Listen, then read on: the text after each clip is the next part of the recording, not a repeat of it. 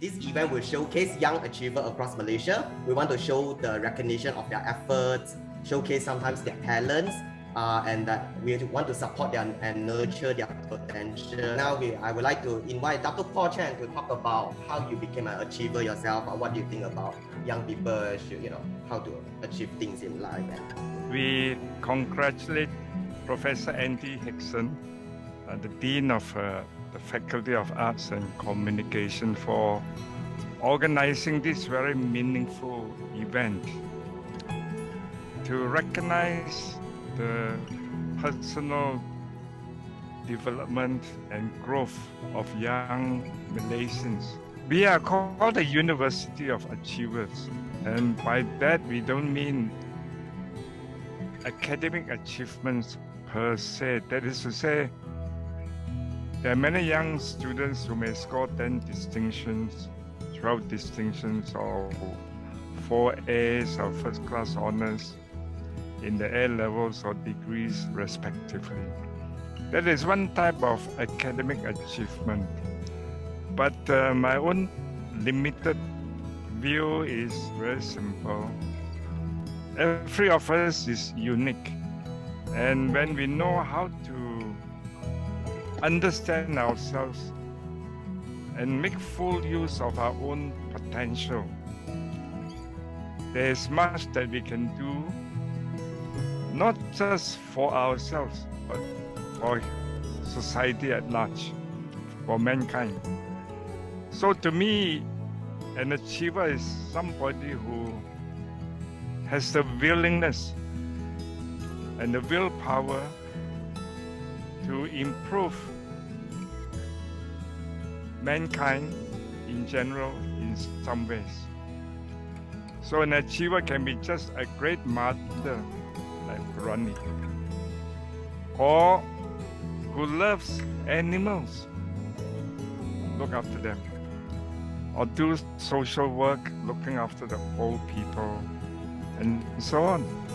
It's not necessarily a person who has a lot of power like some politicians, a lot of money, they are called billionaires. But in the end, what matters is our character, honesty, integrity, honor our word. Very simple things that we do not need to learn in a university. So to be an achiever, we need to develop our character. And of course, definitely our personal leadership. And at some point, team leadership. But I think the most important thing about life is not just to grab something for oneself. When we started Help University, we only had about 25,000 ringgit.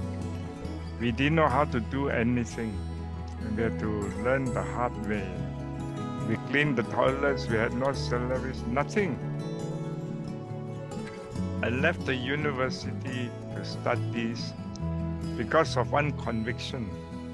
All of us are Malaysians, and we know the difficulties that we face in getting an opportunity to study in a university. During that time, I spent 21 years in the university. It's very difficult for various groups to enter a university. Very difficult, let me tell you, even now. So we thought, why don't we help some people who are disadvantaged because they are poor, because of politics, whatever. So that's how we started. Nothing more than that. It's not about profit. It's not about anything. And each year we give a lot of fee discount to help students. A lot. Can be 30 million a year sometimes. And if later on the two of you want to study, you talk to Professor Andy if you're interested in communication or any field. We'll be very happy to help you. All young people must have a dream. But to succeed it's not just becoming a dreamer. A successful person is a dreamer who does, DOES, meaning you dream but you act on it. Energize the willingness to do something. Give enthusiasm to your willpower. One is willingness to do something very tough, very hard, but the willpower to make it come true. Just like help, we had nothing. We were in a very small shop, not in Kampong Atap. Nothing, and I mean it, nothing. But we have the willpower. The willpower comes from the energy and enthusiasm because we believe in our conviction. If you don't have a conviction in life, whatever you do is like the dewdrop on a flower or petal, and you just disappear, you evaporate. Because there's no enthusiasm and energy to sustain. So we are glad that Isshana and Ashveeka, that you are selected as achievers. You must have some simple techniques to teach yourself. The first one is observe carefully the behavior of human beings. What is happening around you? After observing, you think very hard, reflect very deeply into the future and around us, and then you make the decisions to act. But first is the self-observation, because the self-observation must teach us something very important. That is to unlearn all our bad habits. Thank you very much Yeah, that's for coming here today, for taking up your valuable time. One of the busiest men in Malaysia. We really appreciate your wise words. And yes, it's important, just as Thank Dr. you. Paul Thank you so said, much. dream a Thank you. dream and then take action. Thank you, Dr. Paul. Thank you. Bye-bye. Isshana, Ashveeka, I want to congratulate you both, sincerely from the bottom of my heart. I think your story of overcoming all the difficulties that you faced in your life is amazing. And it's partly what Dr. Paul was talking about, is despite facing all these difficulties, despite the problems that you've had to overcome, you have not given up. You've taken action.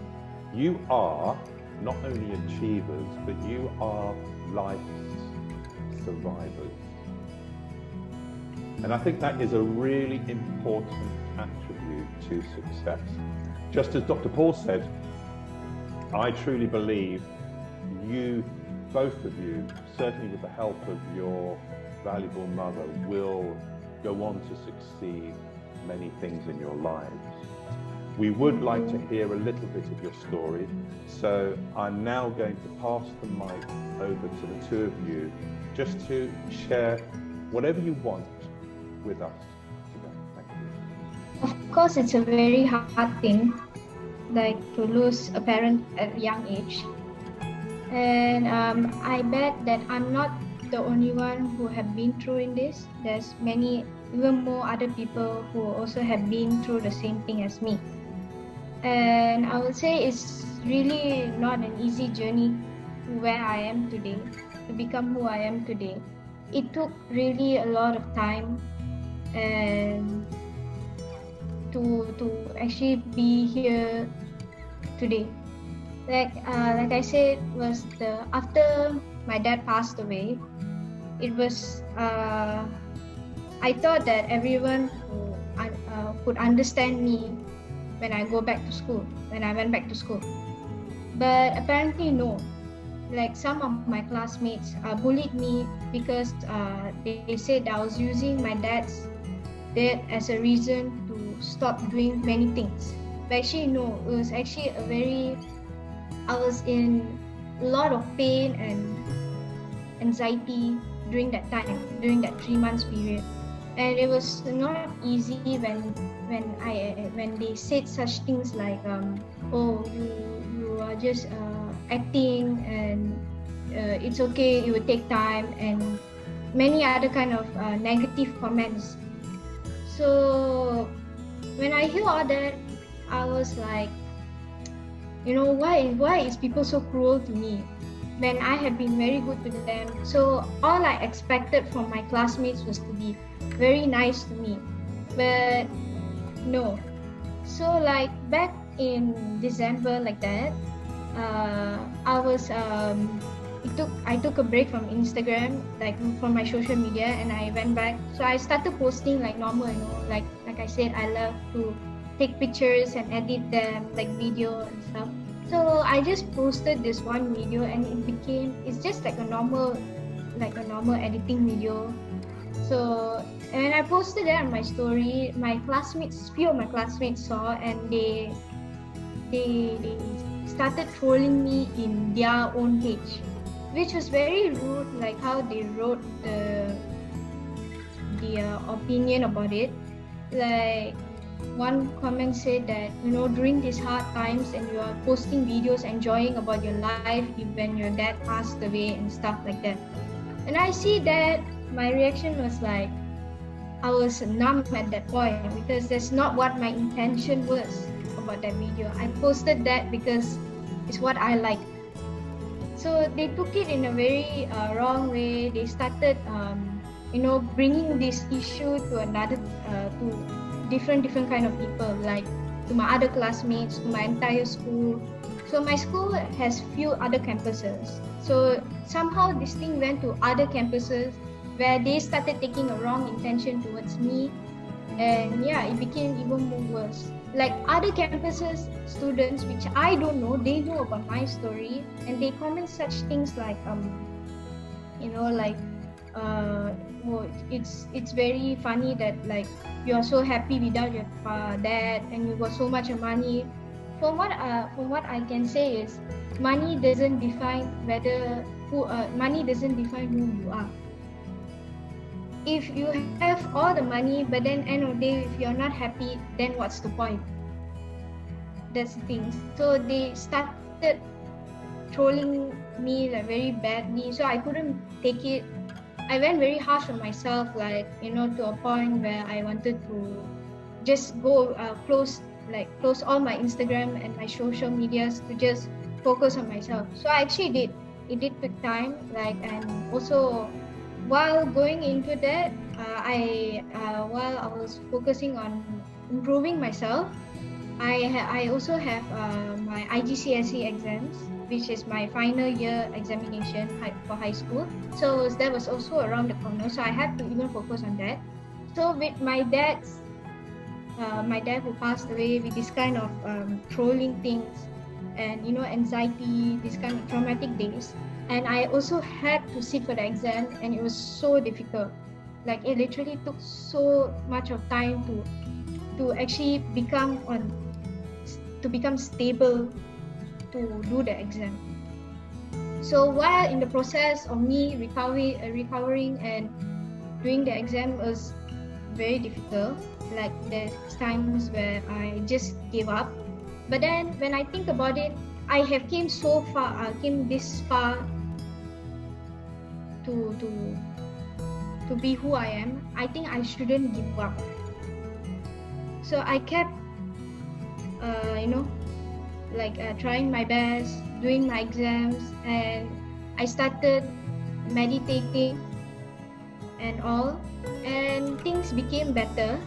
So that's when at some point around this year March, I feel much more better after doing like this meditation and things to make me better. I started being myself. I have like a small circle of my friends who I trust and who understands who I am. So I am happy that how I am today, without negativity and people who could understand me.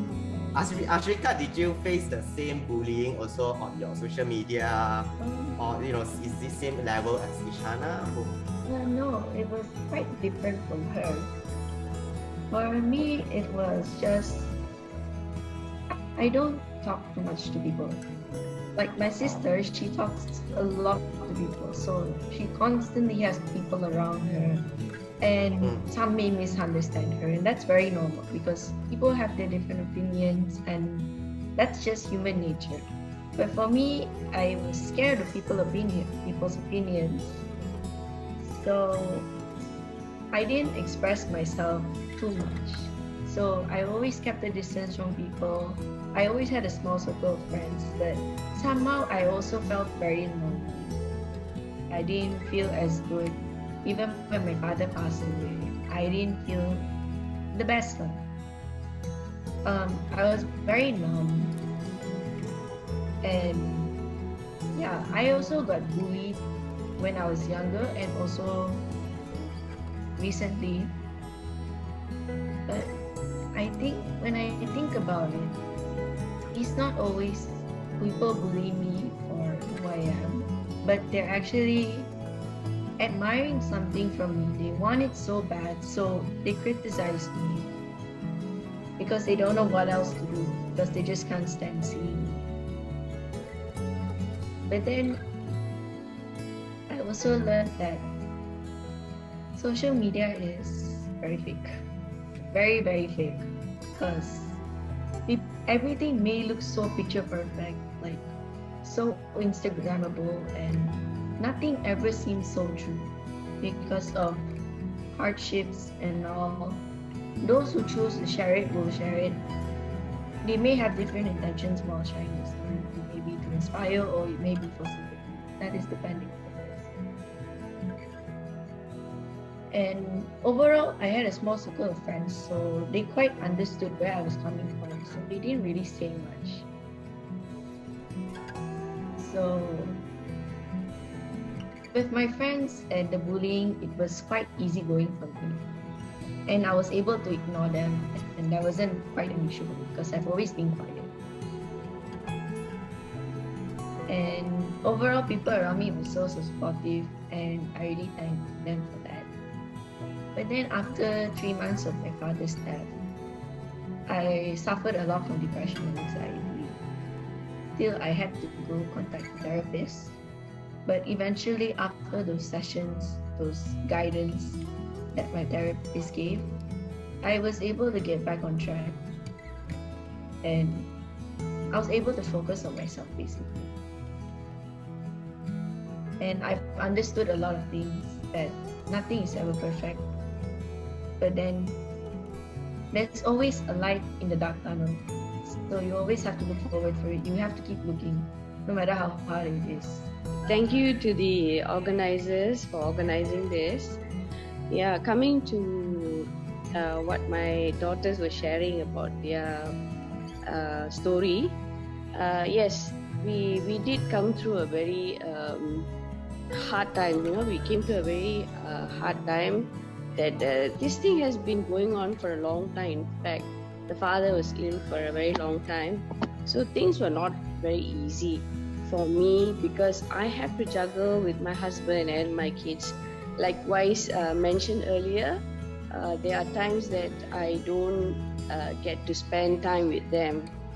So those are the times that I have a good support from my family members to look after them. So in that way that I felt safe, But that one thing that I've always told my daughters is keep life simple. Don't have too many things happening at one go. I know whatever that they are going through is hard because they have their peer pressure. When they come and tell me, why is another family is they have everything and we don't have certain things, and it was very hard for them to accept in the beginning, to lose the father. So what I always tell them is everyone has a different story. Every family is different. So but what we need to do is keep moving on. So I actually talk a lot to them. I mean, I have, ever since my husband passed away, I have a lot of time, especially with this MCO and things like that. So that actually was an advantage for me to talk to them and to connect with them. So I actually give them very simple kind of tips, because I myself, I practice meditation, I practice yoga. So I just tell them that it may sound like something very simple, but these are the simple tools that you can use to improve certain aspect in your life. Yeah. Miss Puranee, I mean, amazing, supportive mother. I can't imagine what both you and your daughters have gone through. And you've obviously been on this journey with them. And one of the most difficult things is supporting them and finding the right, not only the right words, but the right activities, if you like, to keep them from dwelling on the negatives, and also sort of celebrating their father and your husband at the same time as finding ways to move on in life. It's not an easy thing, and I'm sure that you are all still dealing with those issues. We're coming to the end of this celebration, which I'd like to call it, celebrating two young achievers who have gone through an awful lot in life at a really young age. Experience what many people twice, 3 times your age won't have and will not experience. So in a lot of ways, you already have a lot of wisdom in life. You have a lot of maturity, but don't forget, you're still young people. Okay? Enjoy your, I was going to say childhood, but you've moved on from your childhood. You enjoy your young years. Okay? Don't get old before your years. Okay? There's plenty of time for being old. I know that. So we've come to almost to the end of the session. So a big congratulations. You are now being winners of the Health Young Achiever of the Year Award, part of the Health family, part of the FAC, the Faculty of Arts and Communication family. Okay, thank you everyone for joining the event. Thank you, Dr. Andy, for all the goodbye final words for the closing ceremony. But other than that, also really thank you Isshana and Ashveeka and also Miss Puranee for joining this event, and also wish everybody all good luck and have a good all the best for your future undertakings. Okay, everybody. So okay, thank you everybody for joining the event, and the event is officially ending now. So bye bye everybody.